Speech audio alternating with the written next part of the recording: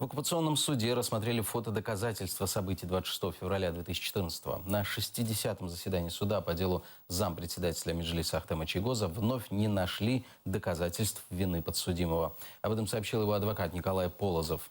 Ни на одной из фотографий Чийгоза нет. Его оккупационная власть считает организатором массовых беспорядков 26 февраля 2014 под стенами Верховной Рады Крыма. В фотографиях мы не обнаружили Ахтема Чийгоза. Также мы не обнаруживали свидетеля Иваза Умерова, хотя присутствовали фотографии панорамного характера, которые охватывают весь внутренний двор. На фотографиях мы не видели черно-красного флага, о котором говорило множество свидетелей потерпевших. Вместе с тем мы наблюдали, что за более чем час до начала митинга партии «Русское единство» во внутреннем дворе присутствовало значительное количество митингующих, настроенных пророссийски, с флагами Автономной Республики Крым, с флагами Российской Федерации.